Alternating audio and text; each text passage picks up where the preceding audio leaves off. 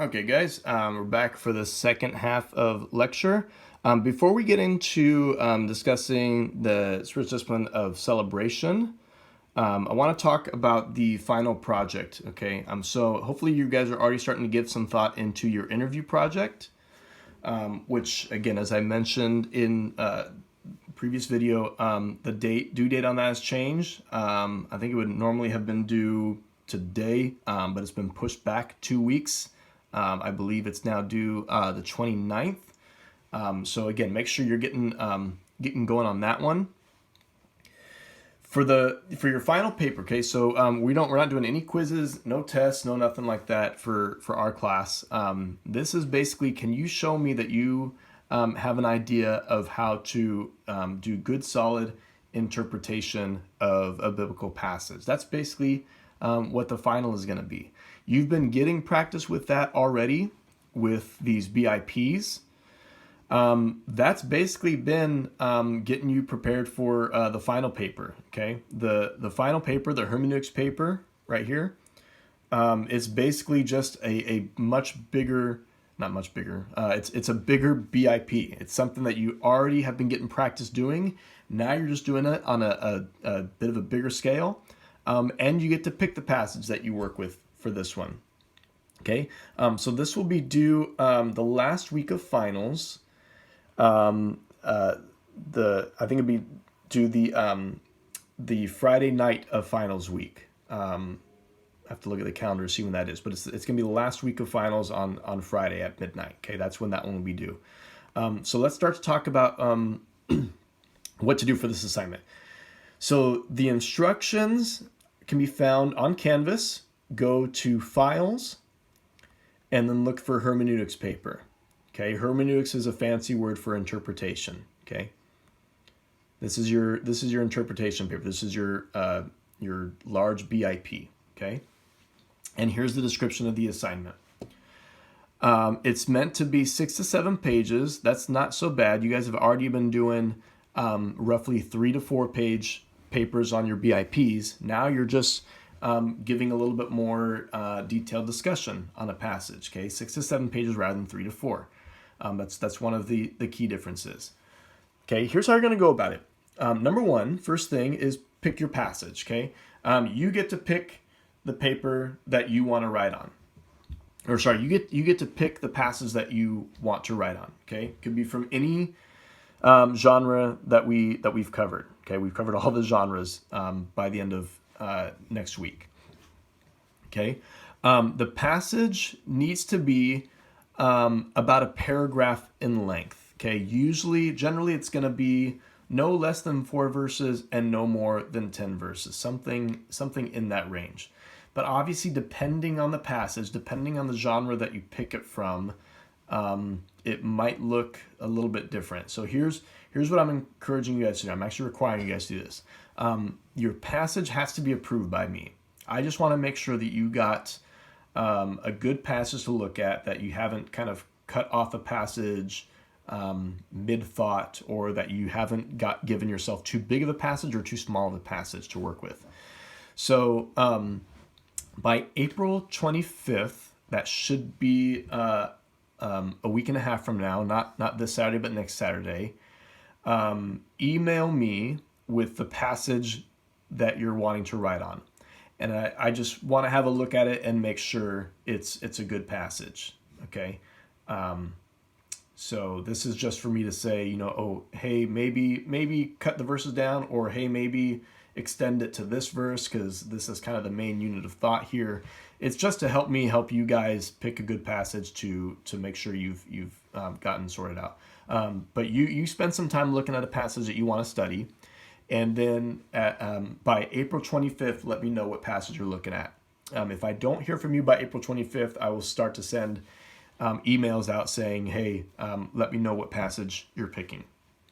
Okay, so once you've picked your passage, then you want to just start reading it. Okay, read the passage and then read the surrounding context. Because again, remember, one of the key things we've been focusing on in getting a good understanding of a passage and its interpretation is to read the context, read the larger context that the passage is written in. So generally, That's going to be roughly like 3 chapters before or 3 chapters after the passage you're looking at. And again, for this part, you're just doing the reading part of this. You're not writing on 3 chapters before and 3 chapters after. You're just reading the surrounding context to get a better idea of how your passage fits into the larger context, okay? You want to read your passage and its surrounding context at least 3 times before you begin your deeper study and your writing of your paper. Okay, so once you're ready to write, same thing with the BIPs. You're going to just put the passage reference at the top of your paper, okay? Don't put the passage in itself in its entirety in the paper. I will already be looking at the passage for myself.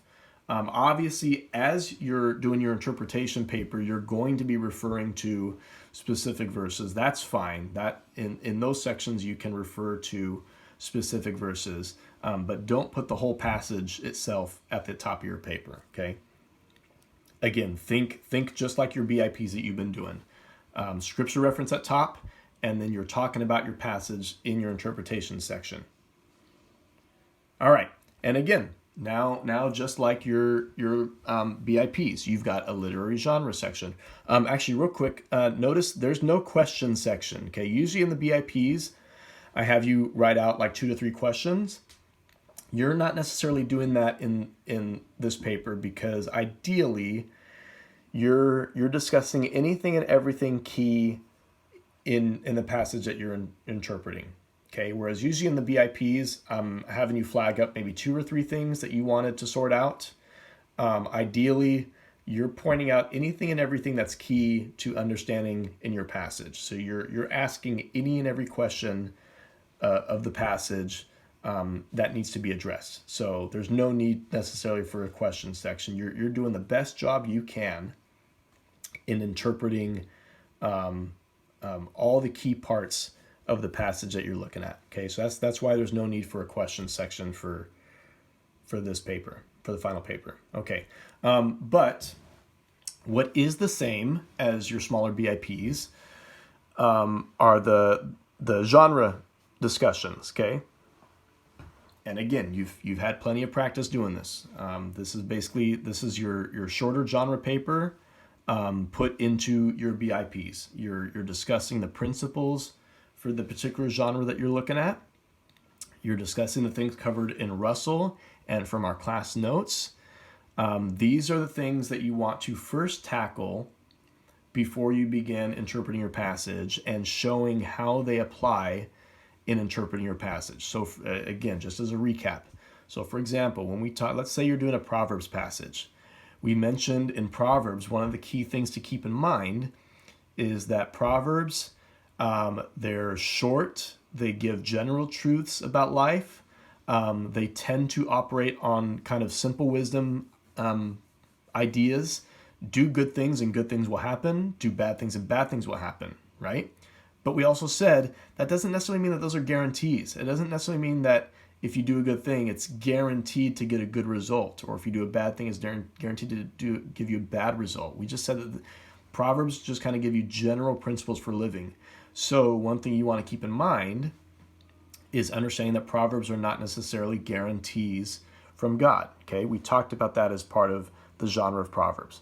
So once you discuss that, now whatever proverb passage you're looking at, that should come up in your interpretation. Okay, so as you're discussing the interpretation of the passage, you're also explaining, now let's keep in mind that these are good principles to live by, but they don't necessarily mean that if we do good things, it's always going to lead to this good result. Okay, so that's how you're showing how your genre principles, your understanding of the genre principles, are informing how you do your interpretation of the passage. Okay, look at that last point there. It's important that you avoid simply copying and pasting from one of your previous BIPs or your GPs. So let's say you're doing your passage on a Proverbs section. You've already, probably most of you have already written a genre discussion of Proverbs, either as your genre paper on Proverbs or as part of your literary genre discussion in your BIP. don't merely copy and paste from your previous assignment, all right? I want you to rethink and rewrite that section. More likely than not, unless you got a 10 out of 10 on your genre paper on that discussion, more likely than not, there's going to be some area to improve your previous discussion. Okay? What was lacking in your previous discussion of that genre that can be improved for your final paper? All right. So if I see a mere copy and a paste from your previous assignment, it's going to get scored lower. All right. Make sure you're refining, you're making better, you're reworking your genre discussion from your previous assignment. All right. Once you've done that, then this is the larger section, the meatier section of your paper. This is your interpretation of the passage itself. This section needs to be about 4 to 5 pages of your paper. It's going to obviously be the largest section of your paper. And this is where you're showing that you understand how to interpret your biblical passage, okay? Focusing on the things that we've covered. How does the context help inform the understanding of the passage? What key words, word meanings are important for understanding your passage? What key grammatical relationships? How does the passage flow? Does the author begin with a command and then in the next verses give reasons for the command? Does he state a general point in the beginning and then give an explanation of the point? How does the passage flow together? As you move from verse to verse to verse, what are the connections of the verses? And then historical cultural background. What key background material is helpful for understanding your passage? So all these things you want to take into and take with you as you interpret your passage verse by verse. And again, you're also paying attention to your genre principles. If it's a proverb, are you indicating proverb wisdom? Good choices lead to good results. Bad choices lead to bad results. If you're interpreting Psalms, are you incorporating Psalm principles? Are you explaining the idea of parallelism? Are there key images, imageries that are at play in your Psalms? Okay, incorporate your genre principles into your interpretation passage as well. And you're basically going in a verse by verse fashion in your interpretation. Okay. In your BIPs, you've been required to interact with 1 or 2 good commentaries. And by good commentaries, I mean those that are on my list, my Bible study resources list. This time, this is the other major difference. This time, you're interacting with 4 good commentaries. And this time, you're required to make those 2 intermediate level commentaries and 2 advanced level commentaries. Okay. Trust me, you guys, I know it takes maybe a bit more work, but you get so much more insight and understanding of your passage when you get some help with them, okay? I'm not trying to make things difficult and unenjoyable for you. I'm trying to do the exact opposite. I'm trying to make this assignment more enjoyable and interesting for you. Some of you guys have, on your own, admitted, wow, I got more out of this passage by looking up a good commentary. I had this question that I couldn't quite understand, and my commentary helped me understand it, and made it much more interesting and much more enjoyable to read my passage now that I understood it better. This is what I'm trying to help you guys see as a benefit. The more you're able to dig into these resources to help you in your Bible study, the more payoff you're going to get out of it, because you're going to have a better, deeper understanding of your passage. You're going to feel better about being able to understand and explain your biblical passage. So this is what I'm encouraging you guys to do, to step it up another notch for this assignment. And you're going to look at 4 different commentaries to help you guys in your passage study. Try not to just use your commentaries to put in clever quotes, okay? Sometimes I feel like people put in quotes in their paper, but they don't really understand the quote itself. Why are you including the quote? Does it actually help you better understand your paper? And if it does, rather than quoting the author word for word, put the author's ideas in your own words. Show that you understand your commentary, your author's point, by explaining it in your own words. It's almost always better to do that than to simply put an author's quote and expect the quote to speak for itself. Sometimes it just kind of passes off as laziness, as being unwilling to really do work in understanding the passage and just throwing key quotes here or there. I would rather see you show that you get main points in your commentary. You get points that actually help you better understand your passage better, than to simply throw in clever quotes here or there. Okay. All right. So once you've done that, and again, this should sound familiar. You write a big idea sentence. Again, we've been hammering on this big idea sentence. One sentence. Okay, not two. Not a sentence with a semicolon that continues on and makes it look like two sentences. One good sentence that captures the idea of your passage, and it should be specific to your passage. It should use the terms of the passage. Again, for the example that I gave for the Gospels passage, the passage is kind of generally about having faith in Jesus. That's good, okay, but be more specific. Who's in this story? What exactly is the benefit from the person's faith? So you don't want to just say something like, we are supposed to have faith in Jesus. That's too broad, too generic. It doesn't really help me understand the specifics of the passage. You want it to be something to the effect of something like this: a Gentile centurion. Okay, notice I'm specifically highlighting a key person in the story. Okay, a Gentile centurion expresses faith in Jesus to heal his servant. Okay, so notice I'm not just saying faith in Jesus in general, but for a specific thing.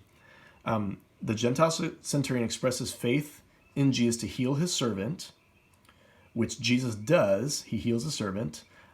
But again, notice that that's not the end of the story. There's two other verses where Jesus talks about what extraordinary faith really benefits a person.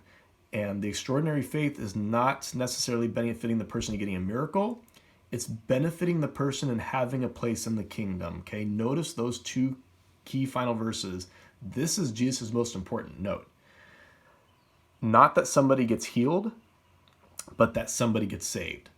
So he says something to the effect of, man, it's great faith like this that will welcome you in the kingdom.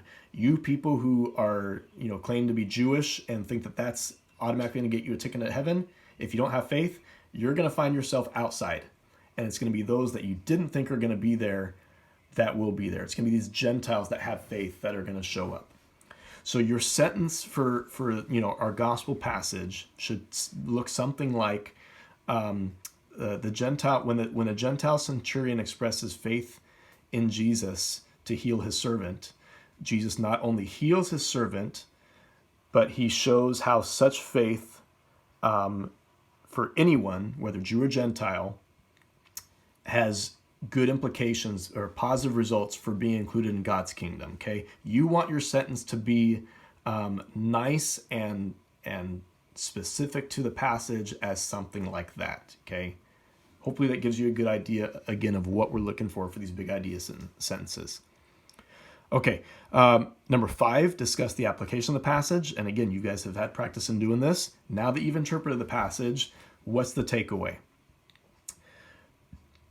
What are you meant to do with the passage? So again, with the gospel passage, yes, one thing you could say is, we are encouraged to have faith in Jesus. True, that's definitely an application from the passage. But again, think of one of our genre principles where we said the focus is not so much on us, but it's on Jesus. Okay, the focus is on Jesus. So what kind of application that focuses on Jesus can come from this passage? Well, again, we said that one of the big things that Jesus demonstrated in this passage, in this teaching, is those who have faith in him get to be saved. That's a huge passage. That's a huge message. It's not just the Jews who are saved, but it's anybody, Jew or Gentile, is saved by demonstrating the same kind of faith that this Gentile had in Jesus.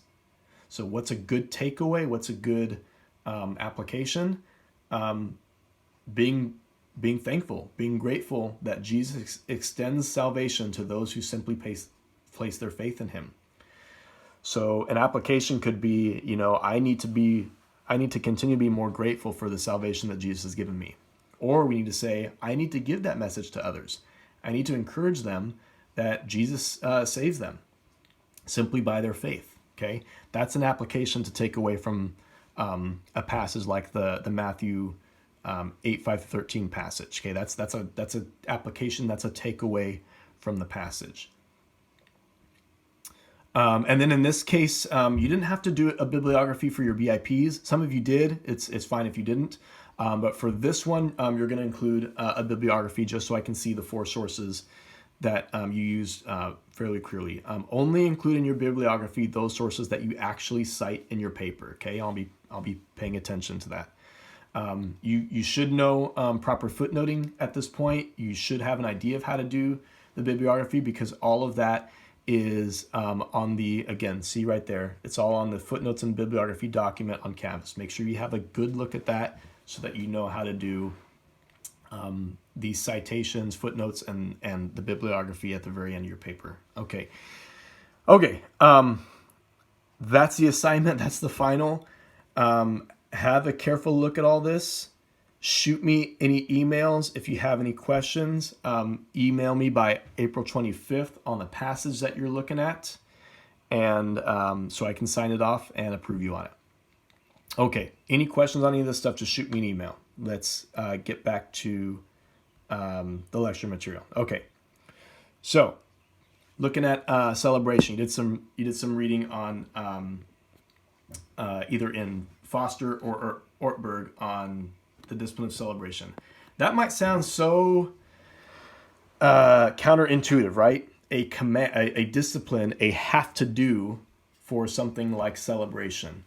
When you celebrate, you're doing it because it just comes natural, right? You want to. What on earth gets behind the idea of being disciplining yourself to celebrate in a sense? Doesn't it sound just kind of odd? Let me help you maybe try and put some of this into a little bit of different perspective, though. Help you see why we can actually push ourselves to celebrate. Let me ask you this, because this is something that kind of struck home for me. Have you ever had someone tell you to put a smile on your face when you didn't want to? Okay, I'm sure most of you, or at least a number of you, could probably relate. Somebody comes up to you and says, "Hey, put a smile on your face." I used to think that was such an insensitive remark to make to someone. How can you smile when you don't feel like smiling? It didn't make sense. You either feel like smiling or you don't. And nobody telling you to smile is really going to make things better, right? I used to feel that way. In fact, I have kind of personal connections with this issue. When I was younger, my mom used to frequently ask me, "Hey, what's wrong?" And this question used to bother me. And I would say nothing. Because for me, there was nothing wrong.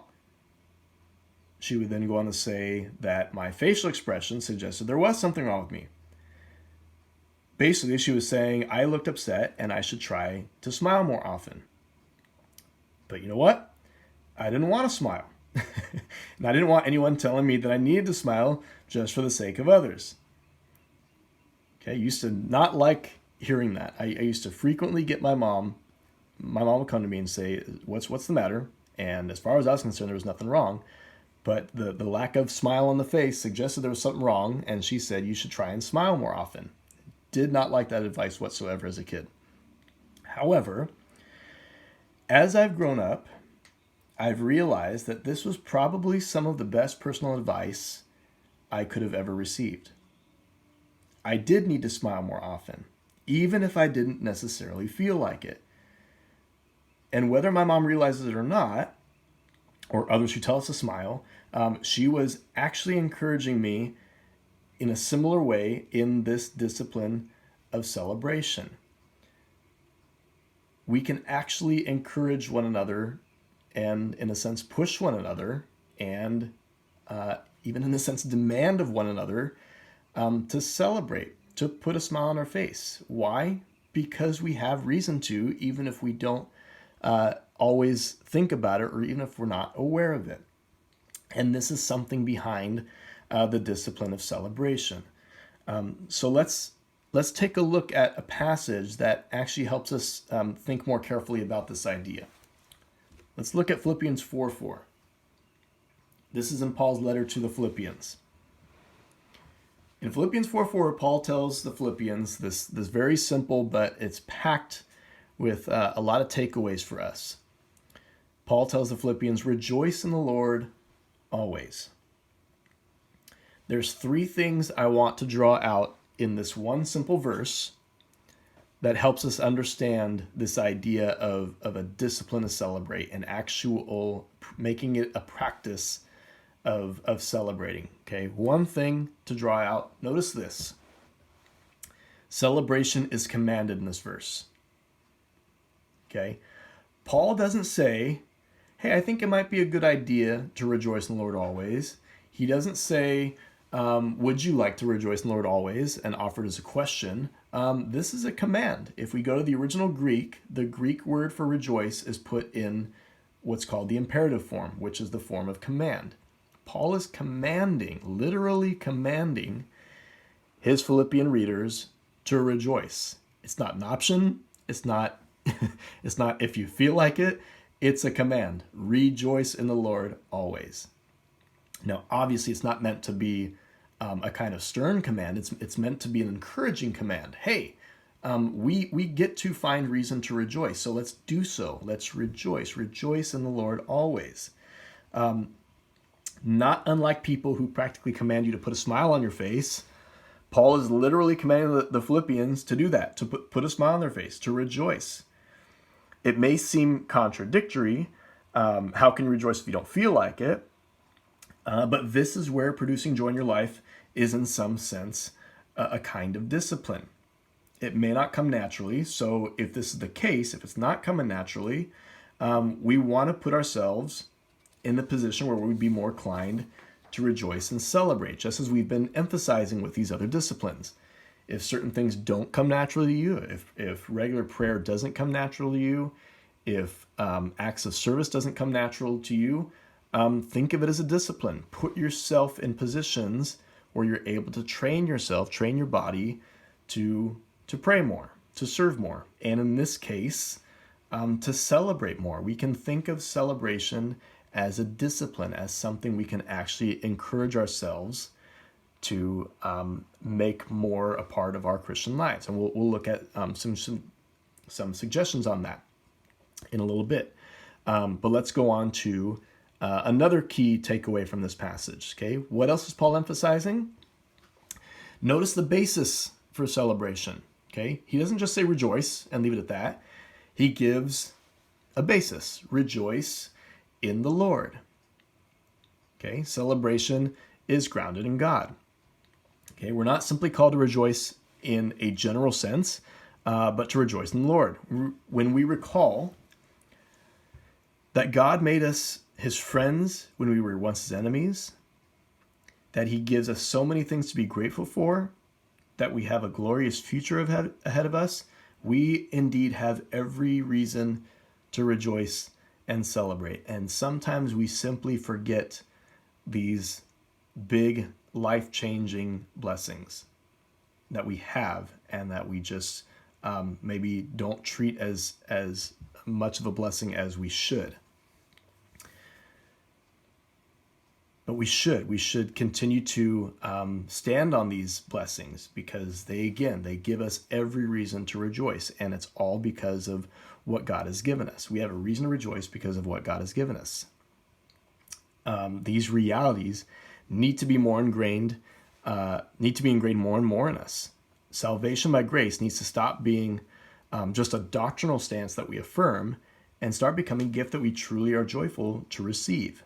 How can we not rejoice in these things? How can we not be grateful for the gift of salvation, the gift of forgiveness for sins, all the blessings that God gives us in life, how can we not be grateful for those things? And so Paul says, yes, we have every reason to rejoice, and it's because of what we have in the Lord. Third, notice this last key word there. Rejoice in the Lord always. So we see a sense in which celebration is ceaseless.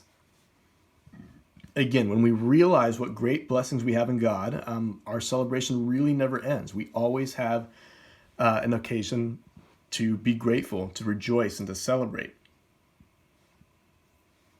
Now, obviously, this doesn't mean that we don't have periods of mourning or of suffering or of bad days. We're not denying that. But if we put life into perspective, we always remember that the blessings of God far outweigh our miseries every time. When we look at Paul in this regard, he looks like he's the epitome of Mr. Brightside. He's the glass is always half full kind of attitude. Look at the letter of Philippians when you get a chance. In the same letter where Paul is saying rejoice in the Lord always, and you might think, okay, come on, Paul, be a realist. Life is tough. Let's look at the life of Paul. Let's look at the life of Paul as he's writing this letter to the Philippians. Where is Paul when he's writing this encouraging, uplifting command to rejoice in the Lord always? Well, he himself is in prison. He's contemplating the possibility that this imprisonment might lead to his death. Okay, he covers some of this in the first chapter of Philippians. What's his attitude? He's not mopey. He's the glass is half full. He's Mr. Brightside. He's saying, okay, let me think of my options here. If I'm put to death, if this leads to my death, I get to be with Christ. That's a win. That's a good. On the other hand, if I'm spared, if I remain and stay with you, that's more fruitful labor to me. This is to your benefit and more fruitful labor on my account. That's a win. Paul's a win-win in this situation as he's rotting in prison. Whereas for most of us, if we were in that situation, we would just be seeing nothing but the bad. Paul can see nothing but the good, even in the face of death. This is the same letter where Paul, later on in chapter 4, when he says, thank you for the gift that he received. We talked about this when we talked about I can do all things through Christ who strengthens me. Thank you for this gift that you received while I'm in prison. I didn't really need the gift. I'm thankful for it, but I've learned to get along. What's he talking about? He's talking about his contentment. He's talking about his ability to rejoice and to celebrate, whether he's in his high states or whether he's in his low states. In this passage, he says, I know what it's like to have a belly full, and I know what it's like to go with nothing, to be absolutely hungry. And in the midst of all that, Paul's got a positive, uplifting attitude. So it's no trite remark for him to say, rejoice in the Lord always. These are words coming from someone who's not living it up in a nice house with where all the birds sing his name and he's living it up in the good life. This is coming from somebody who's rotting in jail. So these are strong, powerful words for somebody in this position. If Paul can have this attitude, if he can rejoice and celebrate the Lord, even in some of his lows, like he is in prison, then certainly we can model that same kind of attitude and find good reasons to celebrate, to rejoice, even as we're facing different challenges in our own lives. All right, so some suggestions. What can we do? How can we encourage each other to celebrate even if we don't feel like it? One good suggestion, one thing you could do is simply be around joyful people. The people you surround yourself with have an impact on you. We're influenced by the people we surround ourselves with. So why not make it a point to hang out with joyful people? Okay, simple as that. My older sister is one of the most joyful people I know, and I'm so blessed to have her in my life.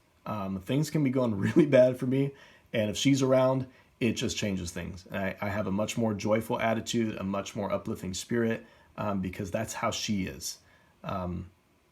We need people like that in our lives, especially if we have a hard time finding opportunities and reasons to celebrate. Be around joyful people. Be around the people that will lift you up. Here's a suggestion. Have what I call a praise party. Rejoice with those who rejoice, Paul tells the Romans in Romans 12:15. Celebrate the things that God's doing in your life and invite others to celebrate with you. We do this already for birthdays, anniversaries, graduations, but don't let the celebration stop there. Find opportunities to celebrate the things that God's doing in your life and encourage others to come along with you in the celebration. Have a celebration party. Okay, this is probably can be one of the most fun of the spiritual disciplines in our catalog. Okay, a command to basically have fun in the Lord. My sister, again, my crazy joyful sister, who was a blessing to have in my life. When she was applying for a teaching job, based on her resume, her credentials, she should have only expected to possibly get a part-time job at best. And yet she was able to receive a full-time job when she was applying for teaching positions. She was so appreciative and so thankful to God for going above and beyond what she expected that she celebrated. She literally had a praise party. She had a party celebrating getting this job, and she made it a point to say, we are celebrating what God has done in giving me this job. She went out of her way to call it a praise party. And I'm thinking this is stuff that we should be doing more regularly too. Find the things that God is blessing us with, celebrate Him for it, give Him thanks for it, and bring other people along in your life to help you celebrate that. And maybe through that, you yourself can be an influence toward others to have a more celebratory, grateful attitude.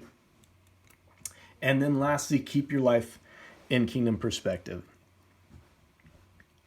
As Foster mentioned, people will readily, easily endure hardships in order to achieve some greater prize. And he gives the example of a mother enduring childbirth, right?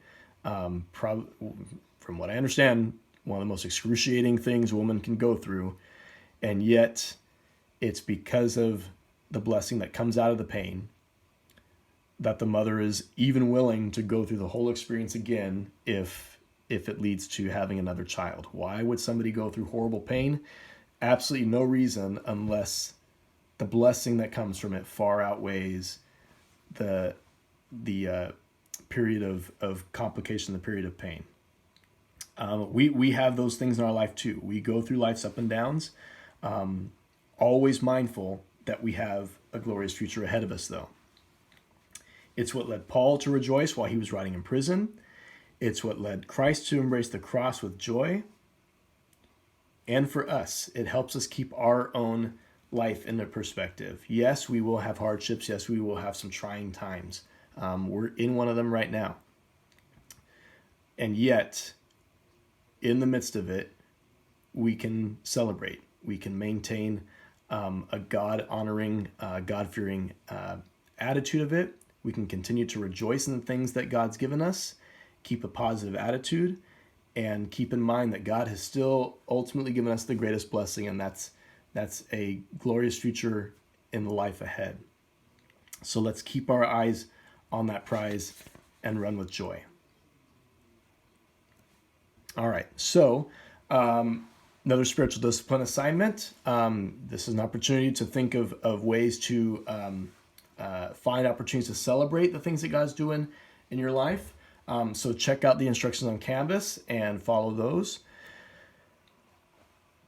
And then the genre paper or BIP, you've signed up for one of the two of those. You're either doing a genre paper on the epistles or you're doing a biblical interpretation paper on Philippians 3, 8 through 11. And as I mentioned in the email, I'm now extending these assignments, the spiritual discipline assignment, your genre paper or your BIP paper. Those will all be due now the following Saturday. So they're not due a week from today, Wednesday. They're now due the next Saturday by midnight. So you guys get a little bit of extra time to work on stuff to get caught up. All right, guys. Again, if you have any questions, shoot me an email. I hope you guys are all doing well.